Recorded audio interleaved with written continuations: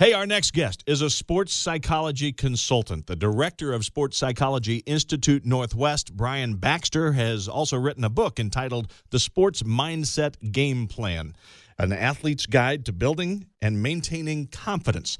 Brian, you work with athletes of all sports and skill levels, helping them fine-tune the mental game to improve confidence and performance.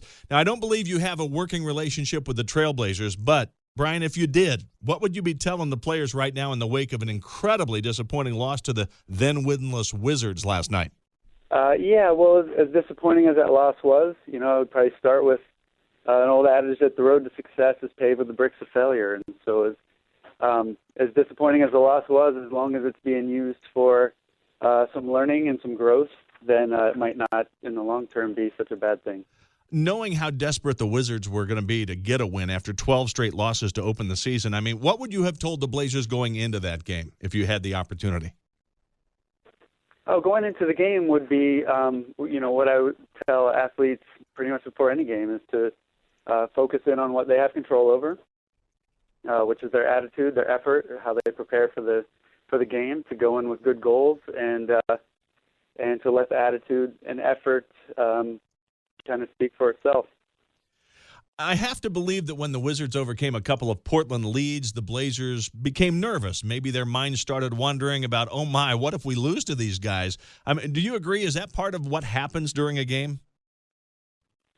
Yeah, definitely. Definitely. I think that naturally their job is to win games, and but unfortunately sometimes when the focus is just on winning and what's going to happen in the future, takes your mind off the present and what you need to do to accomplish that win. And I think with a young team such as the Blazers, that's definitely a possibility. We're talking with the director of Sports Psychology Institute Northwest, Brian Baxter. Let me ask you, Brian, are elite pro athletes, professional athletes, any different than the young amateurs that you work with when it comes to mental preparation and being ready?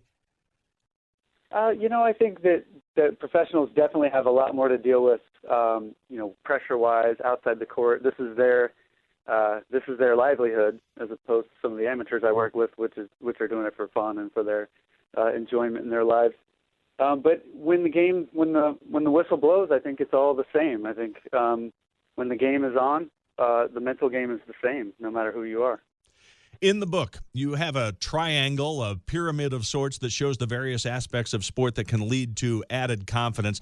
At the very bottom, forming the base, you write that you need to have skill, athleticism, and sports IQ. I mean, you pretty much have to have that from the get-go, right?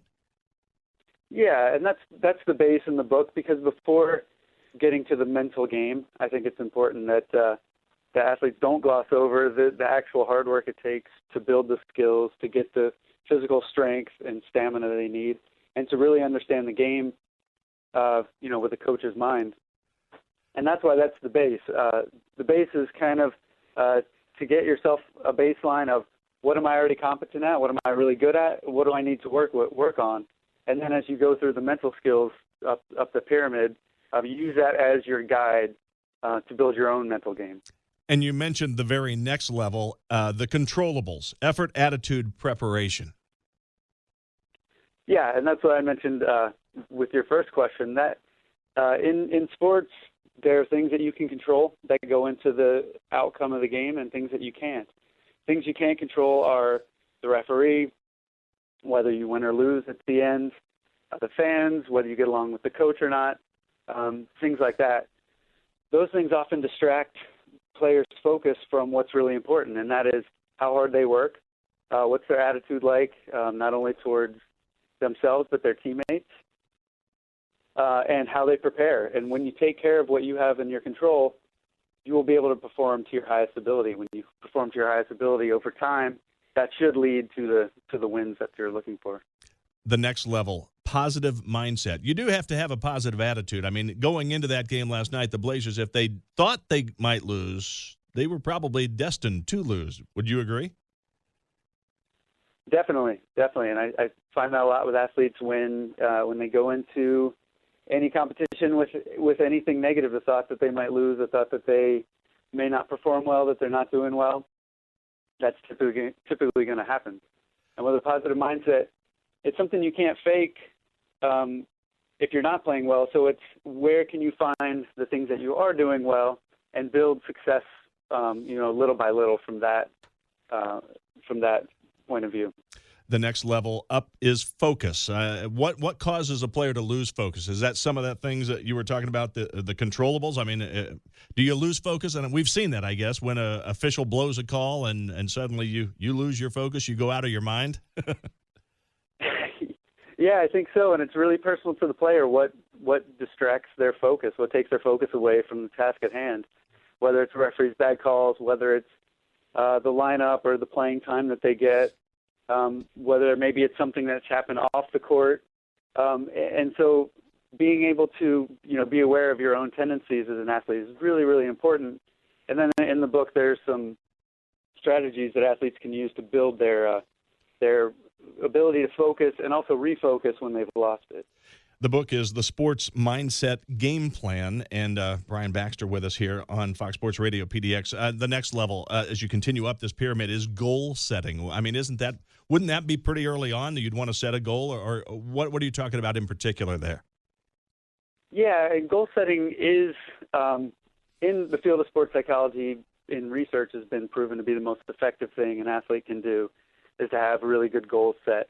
I put it a little higher up on the chart because I did want to teach some of the mental skills first so that athletes, while they're setting goals, can make sure that they're not only setting goals for their stat line and whether they win and awards at the end of the season, but how to be focused, how to stay positive.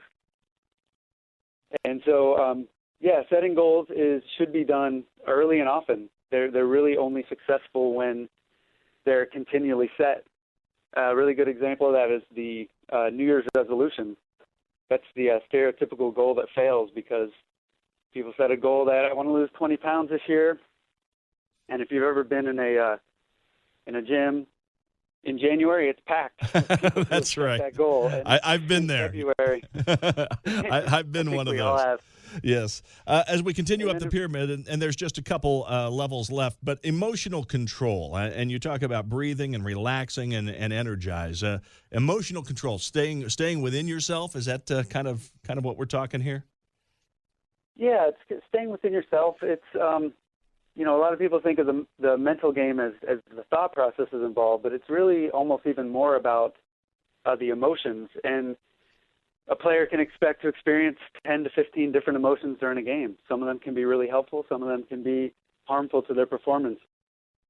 So that chapter in the book is all about having the athletes know what emotions help them, what emotions harm them, and to be able to realize when they start, if anger or frustration is an emotion that harms their performance, and to recognize situations where that might happen and be able to channel that emotion into something positive. Pardon me, I'm sorry. As we're just heading it now to the very top, which is confidence, imagery and visualization, also very important. Yeah, imagery and visualization is seeing in your mind's eye the things that you want to happen. There's a couple different ways that athletes can use visualization, but it's basically seeing yourself in situations you know are going to arise in the game, and it's like a controlled daydream. Kind of like that when you're a kid and you visualize hitting the last-minute shot to win the finals. It's going through those situations in your mind's eye beforehand so that it becomes a more automatic response during the course of competition. And I have to tell you, this is so true, especially when a player goes to the free throw line with a clutch free throw, because if you start to doubt that you're going to make that free throw or your mind starts to wander, and you don't visualize that ball swishing through the net, chances are you're not going to put the ball in the hoop at that point. I've been there. I've been at that line, and I know when the doubt starts to creep in, if you're not visualizing that ball going through the hoop, it won't. Definitely. Free throw shooting, teeing off on the golf course, taking a penalty kick in soccer, you really have to see it go in before you do it. And then you're then kind of sending signals to your body that I know what exactly I need to do for this to happen. Equaling confidence when all is said and done, the top of the pyramid. That's right, and confidence is just basically the belief in yourself that you can accomplish what you're doing, and all the skills in the book will help you as, during the course of competition or training, things will come along that are going to knock your confidence off a little bit, and so this is a way to regain your confidence and get it higher and higher as you continue to compete. Brian Baxter, the director of Sports Psychology Institute Northwest. We want to thank you for being with us today. The name of the book, The Sports Mindset Gameplan, An Athlete's Guide to Building and Maintaining